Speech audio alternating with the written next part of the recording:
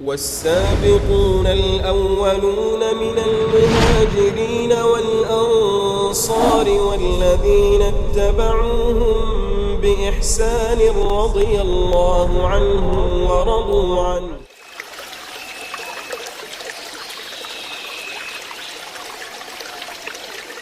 Bismillahirrahmanirrahim. Assalamualaikum warahmatullahi wabarakatuh. Alhamdulillah hamdan katsiran thayyiban mubarakan fih mubarakan alaih kama yuhibbu rabbuna wa yarda. Wa usalli wa usallim ala nabiyina al-karim Muhammadin wa ala alihi wa ashabihi wa man tabi'ahum bi ihsanin ila yaumiddin. Saudara-saudaraku kaum muslimin dan kaum muslimat rahimani wa rahimakumullah. Insyaallah di pagi hari ini kita lanjutkan kembali silsilah pelajaran akidah kita dari A'immatus Syafi'iyah, dan kita akan mulai membaca kitab Ushulus Sunnah yang ditulis oleh Al-Imam Abu Bakar Abdullah ibn Zubair Al-Humaidi rahimahullah. Beliau adalah gurunya Al-Imam Bukhari rahimahullah, dan Al-Imam Bukhari menjadikan beliau sebagai orang yang pertama kali disebutkan di dalam Sahih Bukhari. Jadi kalau antum membuka Sahih Bukhari, ya, maka nama pertama yang tercantum di dalam Sahih Bukhari, qala al-Bukhari rahimahullah, qala haddatsana al-Humaidi. Inilah beliau Abdullah ibn Zubair al-Humaidi asy-Syafi'i al-Quraisy. Ya, dan beliau adalah murid langsung Al-Imam Syafi'i rahimahullah. Dan apa yang beliau sebutkan di dalam kitab ini adalah sesuatu yang tentunya beliau ambil dari guru beliau Al-Imam Asy-Syafi'i rahimahullahu ta'ala. Baik, kita mulai menyebutkan terjemah beliau rahimahullah. Beliau bernama Abdullah ibn Zubair ibn Isa ibn Ubaidillah ibn Usamah Abu Bakar al-Quraisy. Beliau orang Quraisy. Al-Asadi al-Humaidi al-Makki, meninggal pada tahun 219 Hijriah. Ya, kita sekarang di tahun 1441. Berarti beliau kurang lebih sudah meninggal ya 1200 tahun yang lalu. Syekhul Haram wa Sahibul Musnad. Beliau dilaqabi dengan Syekhnya Haram, yaitu ulamanya kota Mekah. Wa Sahibul Musnad, dan beliau juga menulis kitab Musnad. Di antara guru-guru yang beliau mengambil ilmu darinya Fudail ibnu Iyad. Beliau berguru dengan Fudail ibnu Iyad, Sufyan ibnu Uyainah, dan termasuk orang yang paling banyak beliau mengambil hadisnya adalah dari Sufyan ibnu Uyainah, dan juga Al-Imam Waqi' dan juga Asy-Syafi'i. Ini diantara guru-guru beliau. Nah, ya rahimani wa rahimakumullah, mereka sudah meninggal ribuan tahun yang lalu. Bagaimana kita bisa mengetahui biografi mereka? Ya, dia berguru dengan si fulan dan dia belajar dengan si fulan. Banyak sekali kitab-kitab biografi dan terjemah yang ditulis oleh para ulama. Ya, dan di antara referensi yang paling terdekat yang bisa kita baca adalah kitab Tahdhibu Tahdhib. Ya, kitab Tahdhibu Tahdhib adalah kitab yang ditulis oleh Al-Imam Adz-Dzahabi Asy-Syafi'i. Ya, dalam sebagian tabaah itu ada 4 jilid. Ya, isi kitabnya beliau menyebutkan semua biografi dari Kutubus Sittah. Kita ketahui Kutubus Sittah, Sahih Bukhari, Sahih Muslim, Sunan Abu Daud, Sunan Tirmidzi, Sunan Ibnu Majah, Sunan An-Nasai. Ini merupakan kitab induk di dalam Islam. Ya, siapa saja yang mereka beragama Islam, Ya, tentunya akan memuliakan kutubus sittah ini. Kutub sittah. Saya ulangi penyebutannya: Sahih Bukhari, Sahih Muslim, Sunan Abu Daud, Sunan Tirmidzi, Sunan Ibnu Majah, Sunan An-Nasa'i. Kutubus sittah. Nah, kutubus sittah, ya, kalau untuk membaca kutubus sittah yang 6 ini, di situ ada disebut dengan sanadul hadis. Qala Abu Dawud rahimahullah, qala hadatsana fulan, hadatsana alan. Silsilah rijalul hadis. Nah, bagaimana kita mengetahui biografi di dalam rijalul hadis? Nah, Imam Az-Zahabi menulis satu kitab berjudul Tahdzibu Tahdzib. Apa isinya? Menjelaskan biografi dari rijalnya hadis dalam kutubus sittah. Ya, fulan, gurunya fulan, muridnya si fulan. Rekomendasi ulama kepadanya. Ya, 4 jilid. Kemudian ditalqis, diringkas oleh al-Imam Ibnu Hajar rahimahullah. Ya, jadi 1 jilid dengan judul Taqribut Tahdzib. Kitab apa? Taqrib at-Tahdzib. Apa perbedaan di antara kitab Tahdzibu Tahdzib dengan kitab Taqribu Tahdzib?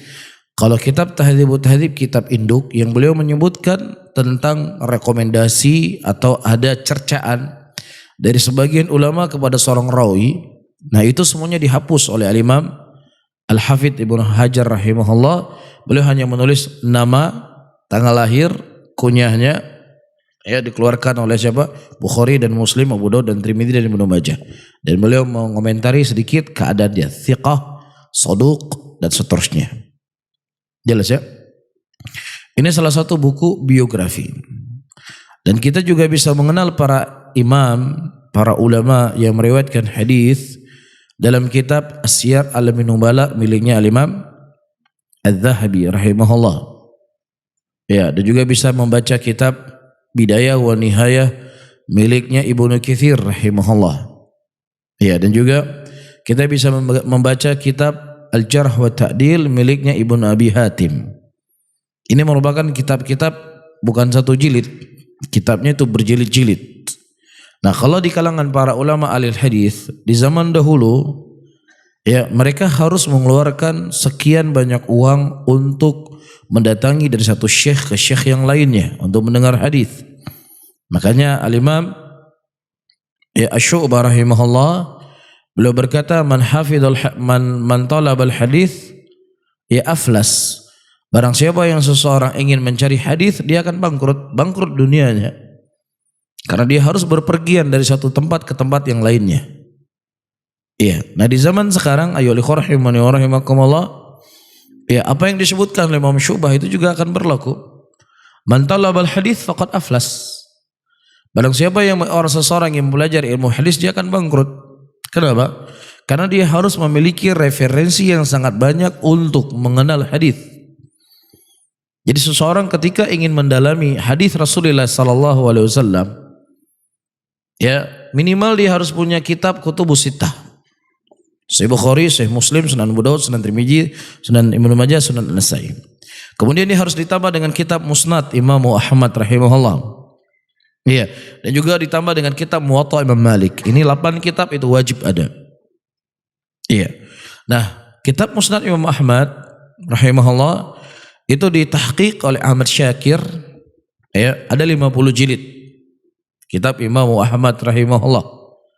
Ya, dulu tahun-tahun 2002, 2003 itu harganya sekitar 3 juta. Mungkin sekarang harganya di atas 10 juta. Itu 1 judul kitab. Ya, takhrid atau tahqiq Musnad Imam Ahmad Syakir atau Al-Arnaud, ada 50 jilid. Iya, ini satu judul kitab.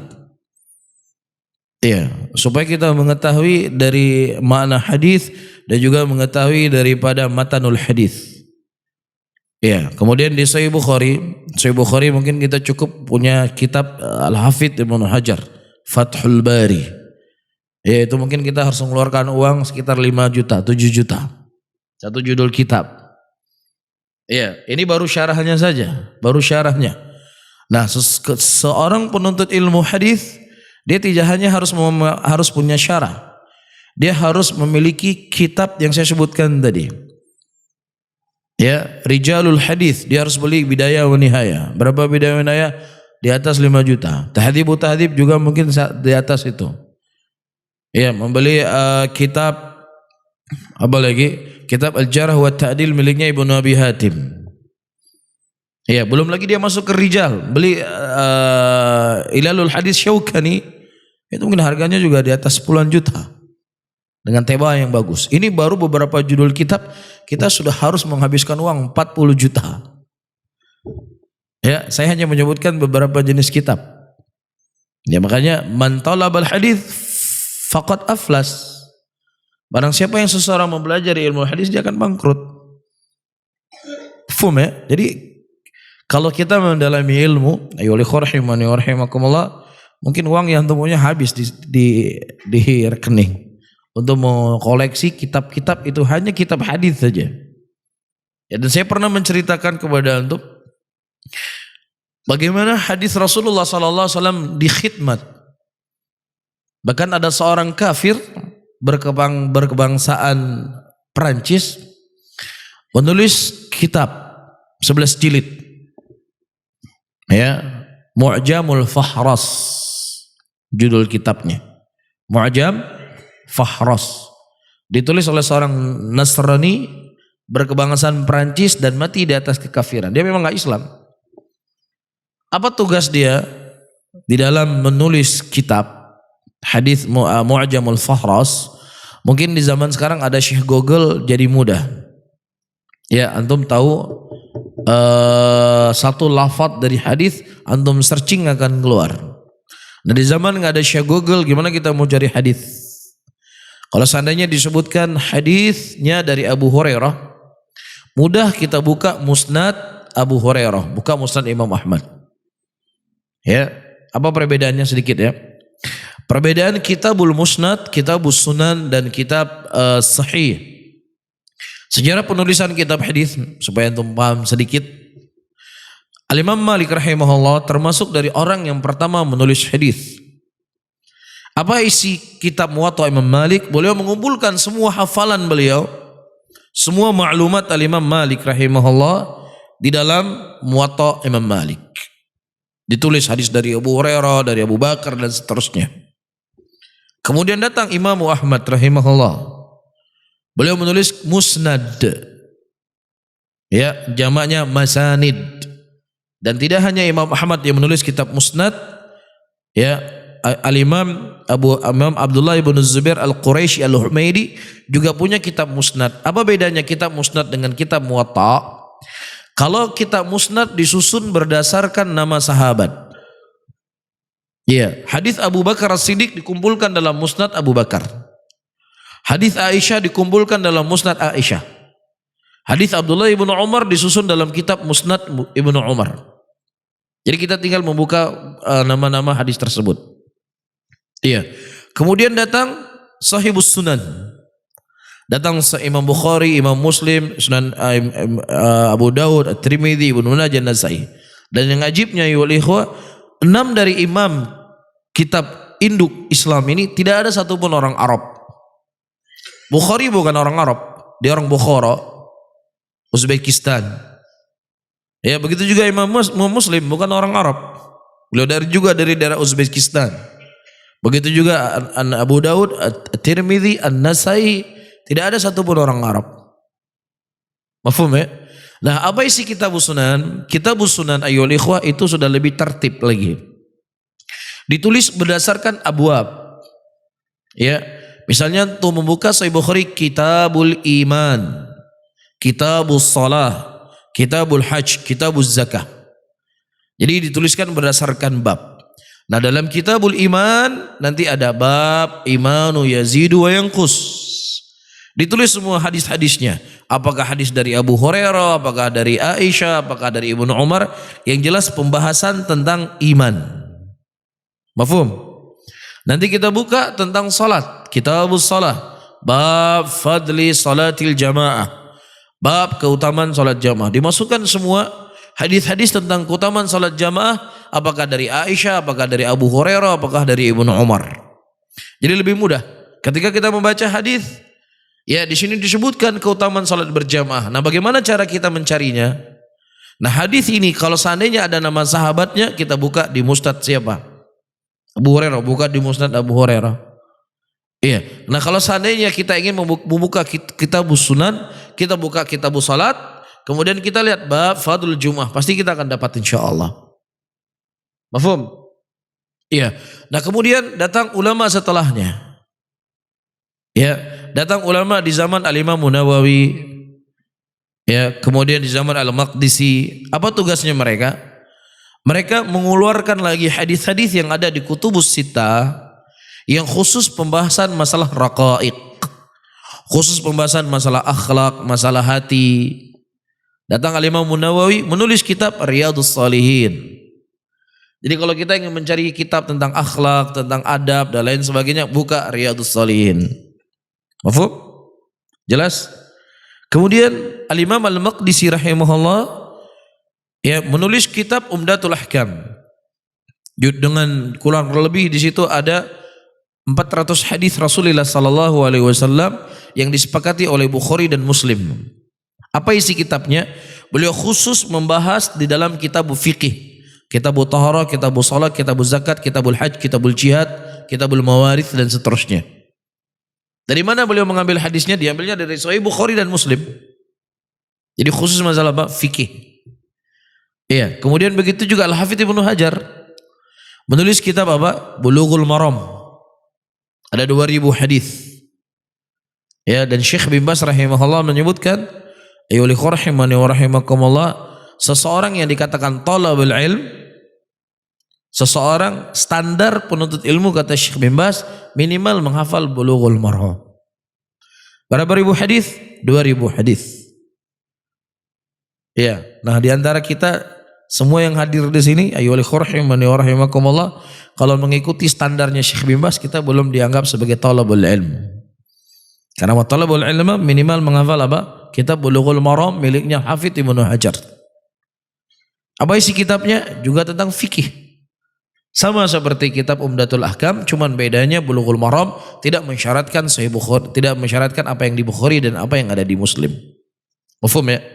Jadi memudahkan kita. Ya, nah apa tugasnya laki-laki berkebangsaan Perancis ini? Dia tulis kitab Mu'jamul Fahras. Kita dapat sebuah hadis. Ra'aitun Nabiyya sallallahu alaihi wasallam yadkhulul masjid. Aku melihat Nabi masuk dalam masjid. Ini di mana kita mau cari hadis? Sahabatnya enggak disebutkan. Iya. Kemudian yang meriwayatkan juga tidak disebutkan. Kalau disebut rawahu Abu Daud, tinggal kita buka Sunan Abu Daud. Masalahnya nggak disebutkan siapa sahabatnya, siapa yang meriwayatkan. Kemana kita mau cari? Kan nggak mungkin kita buka Sahih Bukhari satu persatu. Berapa tahun kita akan dapat? Nah, datang laki-laki berkebangsaan Perancis ini, dia tulis 11 kitab. Saya yakin di IAIN pasti ada kitabnya, Mu'jamul Fahras. Ya, kita tinggal membuka huruf ra. Ra, alif. Ra'aitun Nabi sallallahu alaihi wasallam yadkhul masjid. Dia tulis di footnote-nya. Ya, hadis ini diriwayatkan oleh Bukhari, nomor sekian, bab sekian, dikeluarkan oleh Muslim di bab sekian, dikeluarkan oleh Abu Daud, Tirmidzi, Ibnu Majah, An-Nasai. Disebutkan semua oleh dia. Ajib enggak? Ya, tapi dia kafir. Tapi berkhidmat kepada hadis Nabi sallallahu alaihi wasallam. Iya, jadi ayyuhal rahimani wa rahimakumullah. Albani rahimahullah boleh hidup 90 tahun di dunia ini. Dan beliau telah berkhidmat kepada hadis Rasulullah luar biasa. Beliau punya kitab silsilah sahihah, silsilah dhaifah. Ya, sahih Abu Daud, ad-dhaif Abu Daud. Ya, dhaif Ibnu Majah, sahih Ibnu Majah. Dan seterusnya. Dan umur yang beliau miliki 90 tahun, yang beliau terus berkarya. Sampai-sampai kata beliau rahimahullah, kalau seandainya setiap ada telepon saya angkat, dan setiap orang yang datangi saya harus saya ketemui, maka nggak ada Albani di muka bumi ini.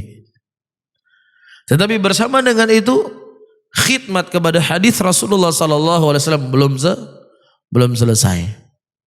Jadi masih banyak terbuka lebar untuk kita berkhidmat kepada hadis Nabi sallallahu alaihi wasallam. Jadi proyek besar ini. Cuman masalahnya untuk standar saja kita belum. Bagaimana kita ikut proyek besar? Proyek yang paling kecil hafal Arba'in Nawawi. Sudah hafal Arba'in Nawawi? Nah, siapa yang mau ikut proyek khudum kepada hadis Rasulullah, hafal dulu Arba'in Nawawi yang disusun oleh Imam An-Nawawi rahimahullah. Ya, nanti antum akan tahu apa saja yang harus saya perbuat dalam kitab, dalam hadis-hadis Nabi sallallahu alaihi wasallam. Ya, saya sampaikan satu hal supaya antum faham bagaimana khidmat hadis Rasulullah itu luar biasa. Al-Imam, kita lihat Sahih Bukhari saja. Sahih Bukhari, siapa yang menulisnya? Al-Imam Bukhari. Taib. Imam Bukhari menulis bab di Sahih Bukhari. Terkadang babnya beliau membawa hadis muallaq. Ya, qala al-Bukhari rahimahullah, ditulis di situ. Qala Malik. Imam Bukhari tidak bertemu dengan Imam Malik. Imam Bukhari tidak bertemu dengan Imam Malik. Berarti ada beberapa rijal hadis yang terputus di situ. Datang Al-Hafidz Ibnu Hajar rahimahullah. Ya, dia tulis kitab Taghliqut Ta'liq 6 jilid banyaknya. Apa isi kitabnya? Isi kitabnya khusus beliau ya menyambung sanad hadis yang ada di dalam mu'allaqnya Bukhari. Faham? Ternyata antara Bukhari dengan Imam Malik ada fulan bin fulan, ditulis dalam kitab Taghliqut Ta'liq. Mafhum? Ya, kalau antum ingin menjalankan proyek ini, ada satu proyek besar kalau antum mau. Ya, mengambil fikihnya Syafi'i, mengambil fikihnya Bukhari. Ya, dalam sahih beliau. Ini tugas besar ini. Antum bahas masalah apa dalam sholat? Antum membahas masalah sujud dalam sholat. Ya, bangkit dari sujud. Kita maksud saya ketika kita mau terjun dari ruku ke sujud, tangan dulu atau lutut dulu. Ini kan pembahasan fikih yang diperselisihkan oleh para ulama. Nah, sekarang tugasnya antum mencari apa tarjihnya Bukhari dalam masalah ini. Imam Bukhari menguatkan apa dalam masalah ini. Nah, tinggal antum buka Sahih Bukhari. Kemana nih arahnya Bukhari? Ini khidmat yang luar biasa. Ya, mengambil ilmu intisari bagaimana Imam Bukhari rahimahullah menguatkan sebuah permasalahan. Mafhum ya? Nah, tentunya ketika kita mengatakan Bukhari menguatkan masalah ini dalam sahihnya, itu akan lebih diterima oleh umat ketika kita katakan apa? Menurut saya ini yang paling kuat, kan begitu? Ya atau tidak? Umat akan menerima, wah Bukhari ini yang menguatkan. Ya, dan ini tugas besar. Cuma tentunya antum harus bisa bahasa Arab dulu. Minimal hafal Arba'in Nawawi. Ya, dia punya kitab juga. Kalau nggak punya kitab apa yang mau dibahas? Intinya yang ingin saya sampaikan, khidmat kepada hadis Rasulullah sallallahu alaihi wasallam dari buku-buku para ulama saja itu luar banyak sekali yang belum tersentuh. Paham ya? Baik, kita lanjutkan. Beliau rahimahullah juga memiliki murid-murid. Siapa orang-orang yang mengambil ilmu dari Al-Imam Al-Humaydi rahimahullah, supaya kita kenal siapa guru kita, siapa orang yang akan kita baca kitabnya. Jadi kita sekarang membaca pemilik kitab, bukan pemilik cilet-cilet. Ya, kita sedang membaca bukunya muridnya Al-Imam Syafi'i. Ya, kita sedang membaca buku muridnya Al-Imam Fudail ibnu Iyad. Ya, muridnya Sufyan ibnu Uyainah. Adapun orang-orang yang berguru dengan Al-Imam Humaydi, haddatsa anhu Al-Bukhari. Iya, kalau seandainya ada satu orang yang mengambil ilmu dari Al-Humaydi, Bukhari saja sudah cukup buat kita. Bukhari rahimahullah ya mengeluarkan hadis dalam sahih beliau itu dengan syarat yang super ketat. Ketat syaratnya beliau. Nah, sembarangan dia memilih orang yang dikeluarkan dalam sahih beliau. Bahkan sekali Hamad bin Salamah, tahu untuk Hamad bin Salamah? Hamad bin Salamah imamnya Ahlus Sunnah. Iya, zahid, wara, abid. Tetapi Bukhari nggak mengeluarkan hadis dari Hamad ibnu Salamah kecuali hanya 2 hadis saja. Sampai-sampai Ibnu Hibban mengatakan, ya Bukhari, gimana seakan-akan beliau mengatakan dengan bahasa saya, kenapa kamu tidak bisa-bisanya ente nggak mengeluarkan hadis dari Hamad bin Salamah? Hamad bin Salamah ini imam besar di zaman itu, ulama besar, tidak dikeluarkan oleh Bukhari kecuali hanya 2 hadis saja. Berarti Bukhari punya syarat yang super ketat untuk mengeluarkan seseorang dalam sahih beliau. Mafhum ya? Iya. Tetapi bersama dengan itu beliau mengambil ilmu hadis dari Abdullah bin Zubair al-Quraisy al-Humaidi al-Makki. Bahkan beliau tulis di awal Sahih Bukhari. Di awal Sahih Bukhari untuk memuliakan orang Quraisy. Iya. Kemudian di antara orang yang berguru dengan Al-Imam Humaidi adalah Az-Zuhli. Siapa Az-Zuhli? Siapa namanya Az-Zuhli? Zuhli ini gurunya Bukhari. Beliau bernama Muhammad ibnu Yahya Az-Zuhli rahimahullah. Ya, terjadi sedikit perselisihan di antara Al-Imam Bukhari rahimahullah dengan gurunya Az-Zuhli. Yang kemudian Al-Imam Al-Bukhari beliau pergi dari majelisnya Al-Imam Az-Zuhli. Ya, dan Al-Imam Muslim rahimahullah, ya, beliau berguru dengan Imam Bukhari dan beliau berguru dengan Al-Imam Az-Zuhli. Ketika terjadi perselisihan di antara Al-Imam Bukhari dengan Al-Imam Az-Zuhli rahimahullah, ya, sikap yang diambil oleh Al-Imam Muslim rahimahullah, beliau pergi dari ma'had di situ, beliau pergi dan beliau tidak meriwayatkan hadis dari Bukhari dan beliau tidak meriwayatkan hadis dari Az-Zuhli. Padahal ini dua-dua guru beliau. Antum baca Sahih Muslim nggak ada periwayatan beliau dari Imam Bukhari, padahal gurunya Imam Bukhari. Beliau tidak mengeluarkan hadis dari Al-Imam Az-Zuhli, padahal gurunya. Nah, Imam Bukhari sendiri, luar biasa, Imam Bukhari sendiri, beliau rahimahullah, ya, beliau terusir dari markisnya. Ada sebuah fitnah yang terjadi. Sampai-sampai ketika beliau pulang ke negerinya, tidak ada satupun orang yang menerima hadis dari Bukhari. Karena pengaruh fitnah tersebut. Iya. Namun Al-Imam Bukhari rahimahullah tetap mengeluarkan hadis dari gurunya Az-Zuhli. Tetapi beliau tidak pernah menyebutkan dengan sarahah Az-Zuhli. Beliau sering mengatakan qala haddatsana Muhammad ibnu Yahya. Siapa itu? Az-Zuhli. Iya. Jadi ayyuhal ikhwah rahimani wa rahimakumullah, di sini ada faedah ilmiah yang harus ketahui. Ketika antum memiliki sekian guru, guru yang antum punya itu tidak mesti harus ragam. Enggak mesti. Iya, bisa saja dia akan berbeda pandangan. Ya, tidak mesti harus ragam. Ya, nah ketika terjadi kritik, ya, seorang guru memandang pendapat ini, seorang guru lain memandang pendapat ini, kemudian mereka mengkritik secara ilmiah, ini sesuatu yang wajar. Jangan dianggap ini sesuatu wah begini dan begitu. Albani menulis satu kitab berjudul tentang hijabul mar'ah, membantah Syekh bin Baz. Satu buku membantah Syekh bin Baz. Masalah cadar. Dan dibantah lagi oleh ulama-ulama Najd pada waktu itu, Syekh Albani. Ini sesuatu yang perlu dibangun. Ya, kritikan-kritikan ilmiah, bukan cacian, bukan makian dan lain sebagainya. Kritikan ilmiah, masing-masing orang punya hujah. Jadi penuntut ilmu harus biasa dengan hal seperti ini. Jangan digiring ke sana kemari, ini biasa. Ya, kritikan ilmiah. Seorang guru dia punya ilmu begini, begini dan begini. Ini dalilnya. Guru lain punya pandangan seperti itu, biasa. Mafhum di sini ya? Jelas ya. Jadi kita harus membangun sikap kedewasaan dan sikap keilmiah dalam segala hal. Ya, tidak mesti harus ragam. Pendapatnya seragam semua, enggak mesti. Selama dalam apa? Khilaf perkara apa? Furu, bukan khilaf dalam masalah usul. Apalagi dalam masalah apa istilahnya, sikap. Ya, Al-Imam Utsman ibn Affan berbeda sikap dengan Umar bin Khattab radhiyallahu taala anhu.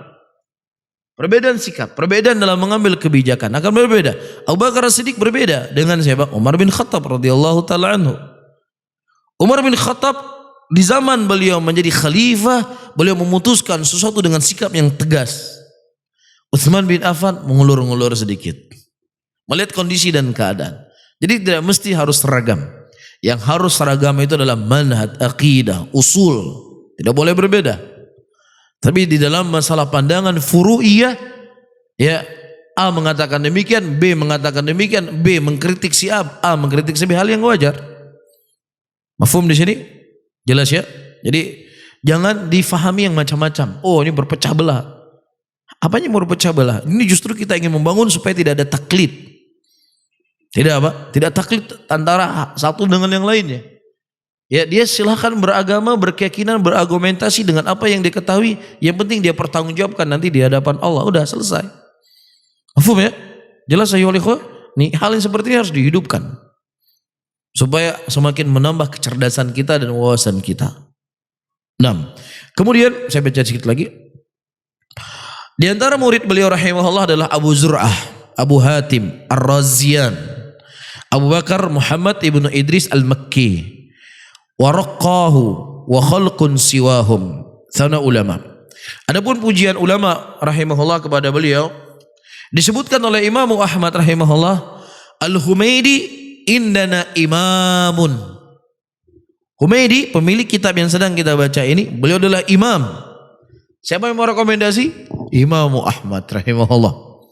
Kalau untuk membaca buku-buku para ulama di dalam masalah tabaqat a'immah, ada tabaqat al-mutasyaddidin, ada tabaqat al-mutasahilin, ada tabaqat al-mutawassitin.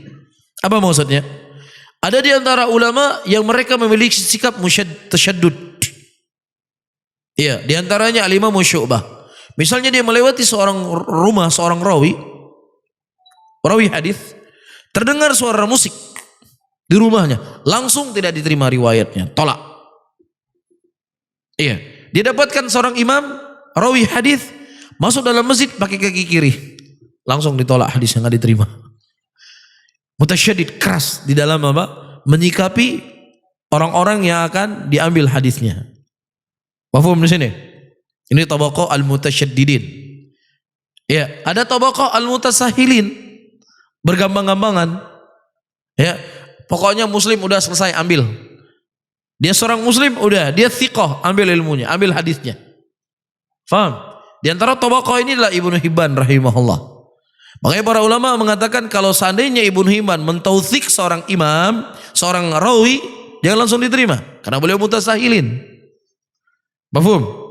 Nah, begitu juga seorang a'immatul mutasyaddidin menjarah seorang rawi, jangan langsung diterima karena dia mutasyaddid. Tapi kalau seorang a'immah mutasyaddidin merekomendasi, mentazkiyah seorang alim, pegang kuat-kuat. Karena itu tukang jarah. Ketika dia merekom seseorang berarti apa? Ini betul-betul rekom luar biasa. Ya. Nah, ada di antara ulama al-mutawassitin. Siapa imam mutawassitin? Al-Imam Ahmad, Al-Imam Bukhari, An-Nasai. Ini dari kalangan al-mutawassitin. Maka ketika mereka menjarah seorang rawi atau mereka menta'dil, merekom seorang dari, pegang kuat-kuat. Karena dia di tengah-tengah. Mafhum ya? Dan ini punya kitab khusus dipelajari dalam kitab hadis, dalam kitab mustalah, 6 dawabit al-jarh wa ta'dil. Mengenal bagaimana para tabaqatul a'immah, mutasyaddidin, mutasahilin atau mutawassitin. Imam Ahmad dari kalangan ulama al-mutawassitin. Iya, ketika beliau mengatakan Al-Humaidi indana imamun, pegang kuat-kuat. Mafhum? Iya. Kemudian disebutkan oleh Abu Hatim rahimahullah, athbatun nas fi Ibnu Uyainah Al-Humaidi wa ra'isu ashabi Ibnu Uyainah wa thiqatun imamun. Abu Hatim rahimahullah Ar-Razi berkata, orang yang paling kuat hadis ya di sisi Ibnu Uyainah rahimahullah adalah Al-Humaidi. Jadi di antara semua murid-murid Sufyan Ibnu Uyainah, ya, yang paling kuat mengambil ilmu hadis dari Ibnu Uyainah adalah Al-Imam Humaidi.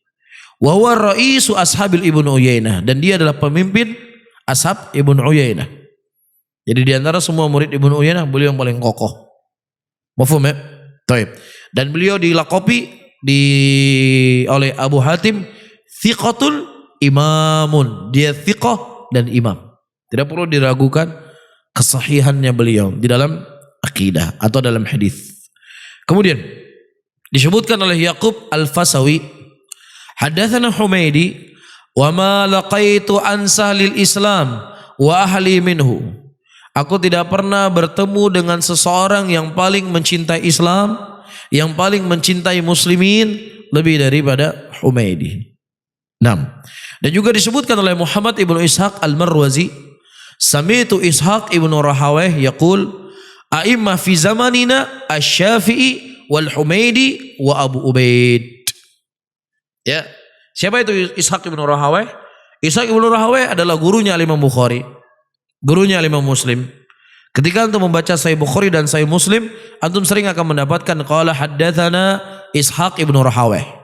Apa kata beliau? A'immah fi zamanina, ulama-ulama yang ada di zaman kita itu ada 3 orang. Yang pertama Syafi'i, yang kedua Humaidi, pemilik kitab kita. Yang ketiga siapa?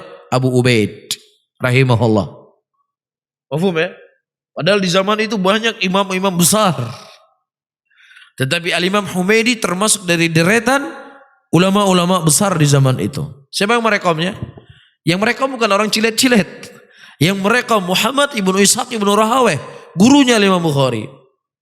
Ya, saya sudah menyebutkan tadi, Bukhari ketika mengambil seseorang, ya, di dalam periwayatan dalam Sahih beliau itu nggak main-main deh. Paham? Jadi itu bisa tahu bagaimana kedudukan Al-Humaidi rahimahullah. Disebutkan oleh Imam Hakim rahimahullah, kana al-Bukhari idza wajada al-hadits inda al-Humaidi la ya'duhu ila ghairihi. Imam Bukhari, kata Imam Hakim, ketika mendapatkan hadis dari Humaidi rahimahullah, ya sudah, beliau tidak pergi, tidak cari ke tempat orang lain, beliau ambil. Faham ya? Dan terkadang para imam ketika dia mendengar sebuah hadis, saya mendengar hadis ini dari Nabi SAW demikian-demikian melalui jalur si fulan. Terkadang para imam terdahulu sengaja mencari si fulan ini. Saya ingin memastikan betul atau tidak. Berjalanlah sebagian para imam dari Irak menuju negeri Yaman. Perjalanan berbulan-bulan. Hanya mendengar satu hadis Rasulullah dari telinga si fulan. Betul enggak dia mendengar dari Nabi SAW? Begitulah Allah menjaga agama ini dari imam-imam hadis. Mafhum ya? Antum mau berangkat dari Irak ke Yaman itu lumayan jauh. Ya mungkin kalau naik pesawat kita sekarang 2 jaman mungkin ya. Nah kalau naik mobil berapa jam? Ya mungkin butuh waktu 2 hari. Lah kalau naik unta berapa bulan perjalanan? Hanya untuk mendengar satu hadis saja. Luar biasa. Iya. Nah para hadirin ayyuhal ikhwah rahimani wa rahimakumullah, Al-Imam Bukhari ketika beliau mendapatkan hadis dari Imam Humaidi sudah beliau ambil, beliau tidak mencari dari yang lainnya, dari jalur yang lainnya. Wasafu Abu Muhammad ibnu Harb Al-Karmani Al-Lalikai Ibnu Taimiyah wa ghairum bil imami mis sunnah. Dan para ulama seperti Al-Lalikai, Abu Muhammad Al-Karmani dan juga Ibnu Taimiyah menyebutkan imam dalam sunnah Al-Imam Al-Humaidi. Kenapa kita menyebutkan biografinya? Supaya kita tidak ragu mengambil akidahnya. Ya, ragu nggak antum mengambil akidah dari Imam Humaidi? Kalau antum ragu, antum yang diragukan. Ya ini imam besar. Ya murid Al-Imam Asy-Syafi'i rahimahullahu ta'ala. Dan beliau ayyuhal ikhwah rahimani wa rahimakumullah memiliki beberapa kitab. Ya, beliau tidak hanya punya kitab yang ada di tangan kita sekarang, tapi beliau juga punya kitab-kitab yang lainnya. Di antara kitab yang ditulis oleh beliau berjudul kitab Al-Musnad. Dan juga beliau punya kitab Rad al-Nu'man. Dan juga beliau punya kitab tafsir. Dan juga beliau punya kitab Dalail. Naam, wallahu taala alam bis-shawab. Dan bersama itu, ayyuhal ikhwah rahimani wa rahimakumullah, keimaman Al-Imam Humaidi rahimahullah, ya, dan banyaknya orang-orang besar berguru dengan beliau. Dan begitu juga banyaknya orang-orang besar yang beliau mengambil ilmu darinya, ternyata tidaklah kemudian beliau hidup pada waktu itu dalam keadaan tidak ada cobaan, tidak. Boleh dituduh dengan tuduhan-tuduhan yang banyak di zaman itu. Di zaman itu loh ya, di zaman 200-an Hijriah, di zaman yang dekat dengan para imam.